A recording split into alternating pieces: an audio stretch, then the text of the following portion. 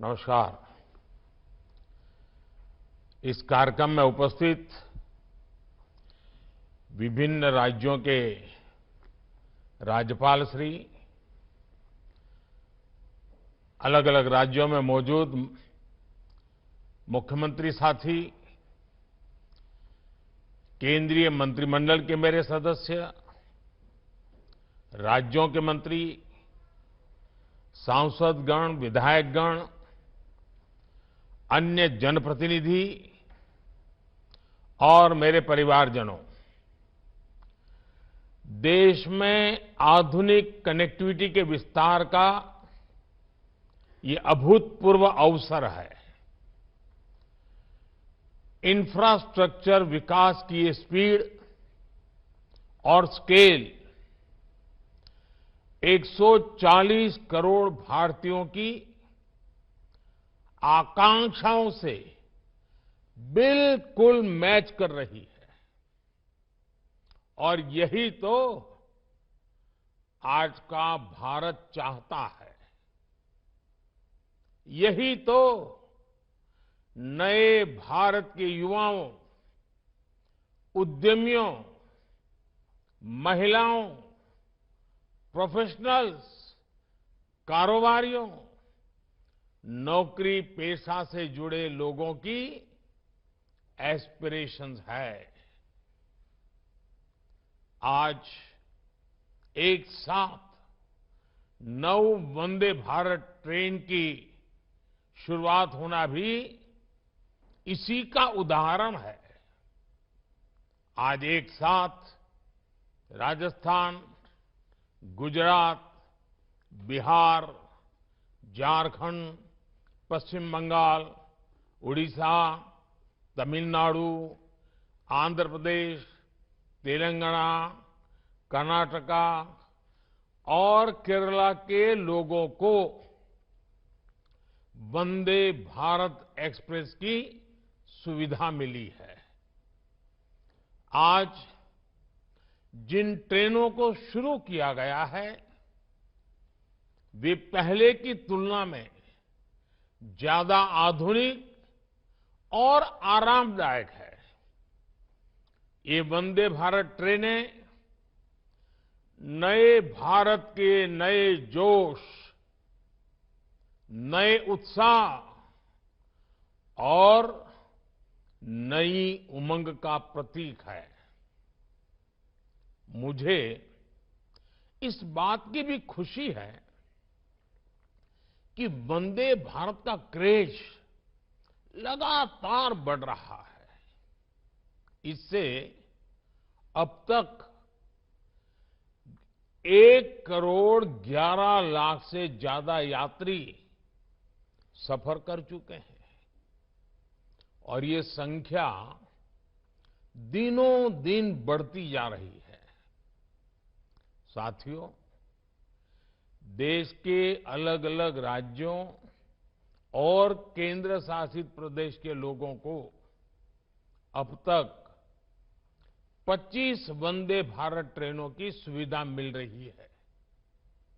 अब इसमें 9 और वंदे भारत एक्सप्रेस जुड़ जाएगी। वो दिन दूर नहीं जब वंदे भारत देश के हर हिस्से को कनेक्ट करेगी। मुझे खुशी है कि वंदे भारत एक्सप्रेस अपने उद्देश्य को बखूबी पूरा कर रही है। ये ट्रेन उन लोगों के लिए बहुत महत्वपूर्ण हो गई है जो सफर का समय कम से कम रखना चाहते हैं।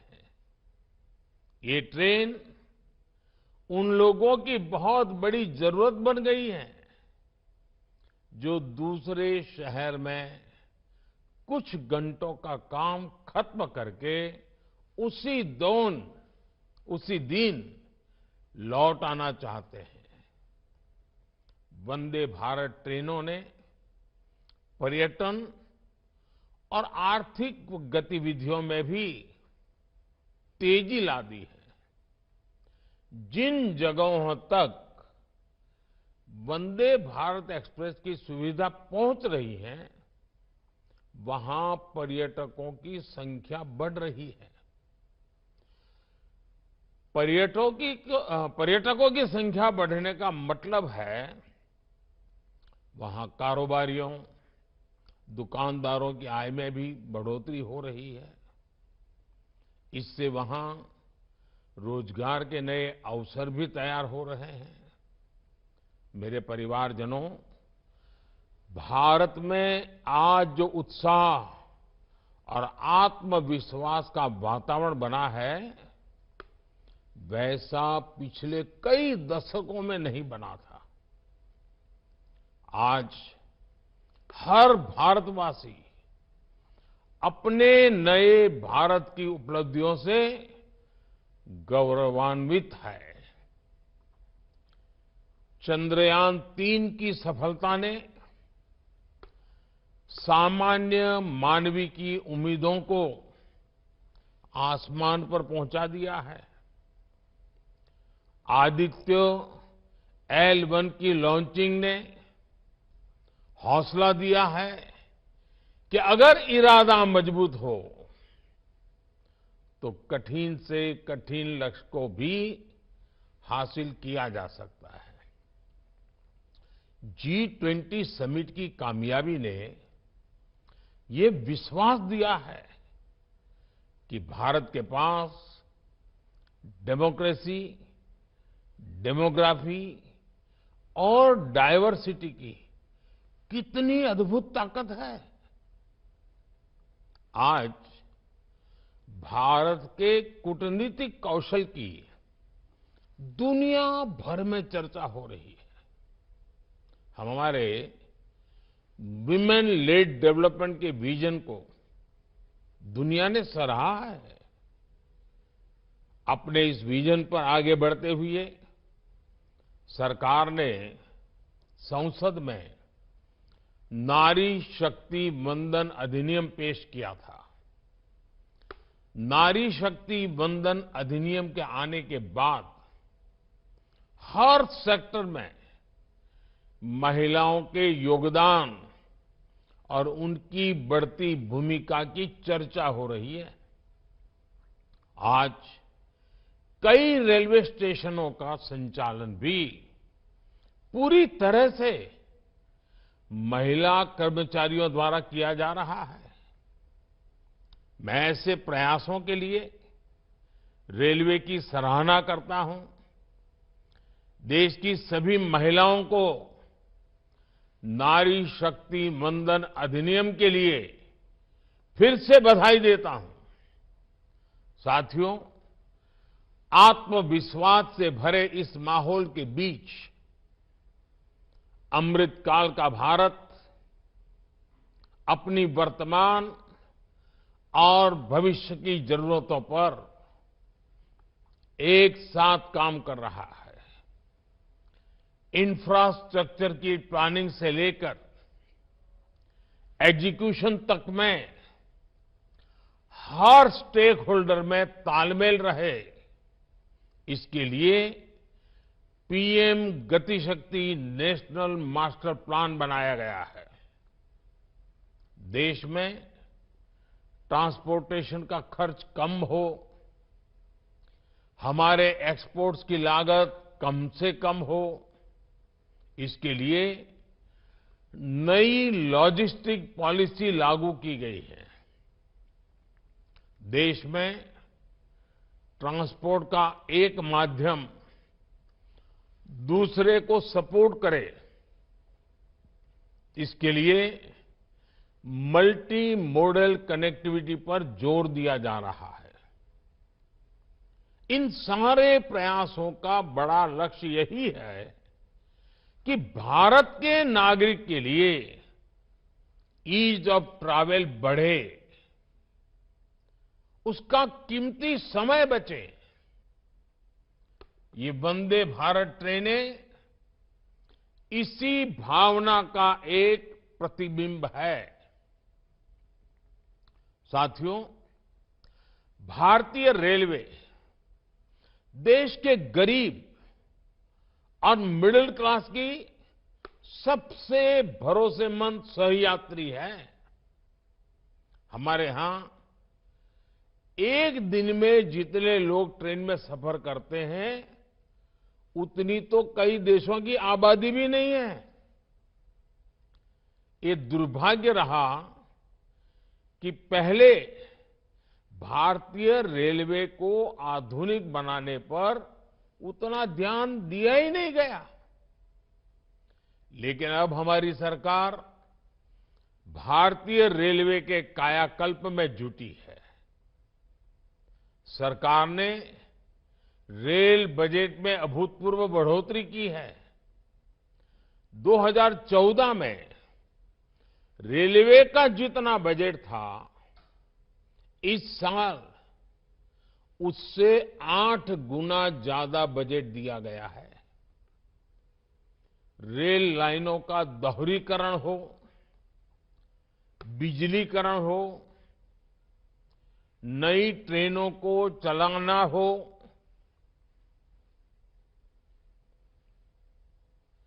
नए रूट्स का निर्माण हो, इन सभी पर तेजी से काम हो रहा है। साथियों, भारतीय रेल में यात्रियों के लिए अगर ट्रेन चलता फिरता घर होती है, तो हमारे रेलवे स्टेशन भी उनके अस्थायी घर जैसे ही होते हैं। आप और हम जानते हैं कि हमारे यहां हजारों रेलवे स्टेशन ऐसे हैं जो गुलामी के काल के हैं, जिनमें आजादी के 75 साल बाद भी बहुत बदलाव नहीं आया था। विकसित होते भारत को अब अपने रेलवे स्टेशनों को भी आधुनिक बनाना ही होगा। इसी सोच के साथ पहली बार भारत में रेलवे स्टेशनों के विकास और आधुनिकीकरण का अभियान शुरू किया गया है। आज देश में रेल यात्रियों की सुविधा के लिए रिकॉर्ड संख्या में फुट ओवरब्रिज, लिफ्ट्स और एस्केलेटर्स का निर्माण हो रहा है। कुछ दिनों पहले ही देश के 500 से ज्यादा बड़े स्टेशनों के रीडेवलपमेंट का काम शुरू किया गया है। अमृत काल में बने ये नए स्टेशन अमृत भारत स्टेशन कहलाए जाएंगे। ये स्टेशन आने वाले दिनों में नए भारत की पहचान बनेंगे। मेरे परिवारजनों, रेलवे स्टेशन कोई भी हो, उसका एक स्थापना दिवस जरूर होता है, जन्म दिवस जरूर होता है। मुझे इस बात की खुशी है कि अब रेलवे ने रेलवे स्टेशनों का जन्मोत्सव यानी स्थापना दिवस मनाना शुरू किया है।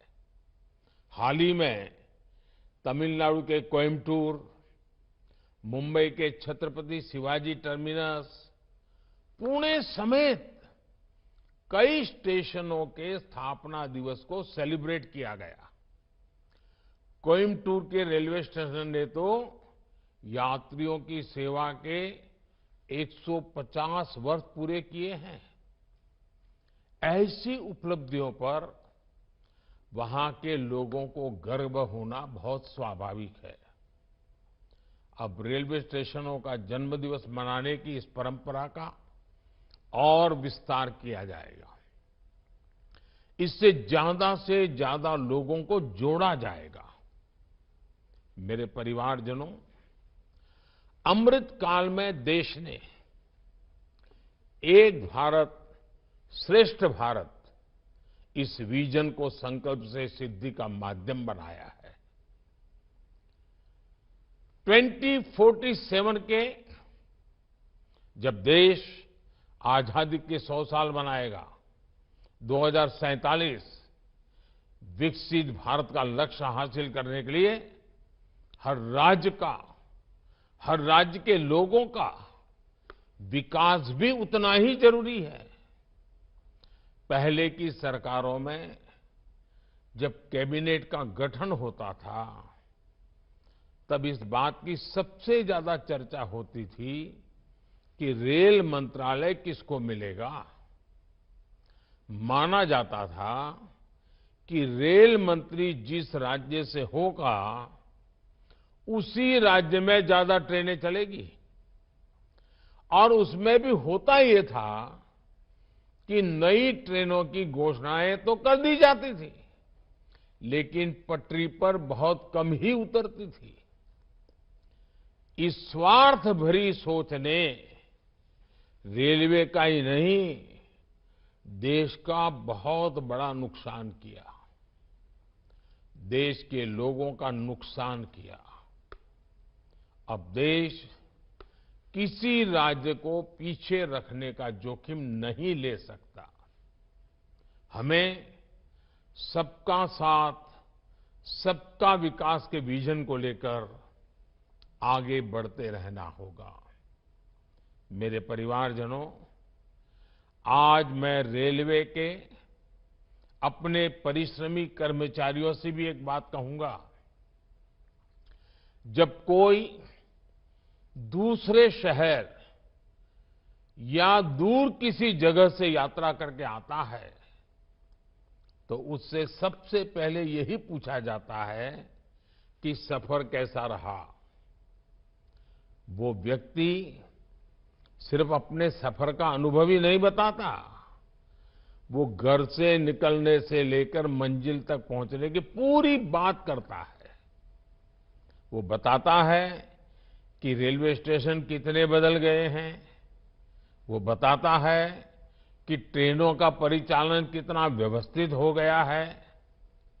उसके अनुभवों में टीटी का व्यवहार, उसके हाथ में कागज की जगह टैबलेट, सुरक्षा के इंतजाम, खाने की क्वालिटी, सब प्रकार की बातें होती हैं। इसलिए आपको, रेल के हर कर्मचारी को ईज ऑफ ट्रैवल के लिए, यात्रियों को अच्छा अनुभव देने के लिए लगातार संवेदनशील रहना होता है। और आजकल ये बातें जब सुनने को मिलती है कि इतना अच्छा हुआ, इतना अच्छा हुआ, इतना अच्छा हुआ, तो मन को एक खुशी मिलती है। और इसलिए मैं ऐसे जो प्रतिबद्ध रेल कर्मचारी हैं, उनकी भी जी जान से बधाई करता हूं। मेरे परिवारजनों, भारतीय रेलवे ने स्वच्छता को लेकर जो नए प्रतिमान गढ़े हैं, उसे भी हर देशवासी ने नोटिस किया है। पहले की अपेक्षा अब हमारे स्टेशंस, हमारी ट्रेनें कहीं ज्यादा साफ रहने लगी है। आप जानते हैं, गांधी जयंती दूर नहीं है। स्वच्छता के प्रति गांधी जी का जो आग्रह था, वो भी हम जानते हैं। स्वच्छता के लिए किया गया हर प्रयास गांधी जी को सच्ची श्रद्धांजलि है। इसी भावना के साथ अब से कुछ दिन बाद 1 अक्टूबर को सुबह 10 बजे, याद रखिए, 1 अक्टूबर को सुबह 10 बजे स्वच्छता पर एक बहुत बड़ा आयोजन होने जा रहा है। देश के कोने में हो रहा है और देशवासियों के नेतृत्व में हो रहा है। मेरा आपसे आग्रह है, बहुत आग्रह है, आप भी स्वच्छता के इस अभियान से जरूर जुड़े। 1 तारीख 10 बजे का समय अभी से पक्का कर लीजिए। गांधी जयंती पर हर देशवासी को खादी और स्वदेशी उत्पादों की खरीद का मंत्र भी दोहराना चाहिए। 2 अक्टूबर को गांधी जयंती है, 31 अक्टूबर सरदार वल्लभ भाई पटेल की जयंती है। एक प्रकार से पूरा महीना हम प्रयत्नपूर्वक खादी खरीदें, हैंडलूम खरीदें, हैंडीक्राफ्ट खरीदें। हमें लोकल के लिए ज्यादा से ज्यादा वोकल होना ही है। साथियों, मुझे विश्वास है कि भारतीय रेल और समाज में हर स्तर पर हो रहा बदलाव विकसित भारत की और एक महत्वपूर्ण कदम साबित होगा। मैं एक बार फिर नई वंदे भारत ट्रेनों के लिए देश के लोगों को बहुत बहुत शुभकामनाएं देता हूं। बहुत बहुत धन्यवाद।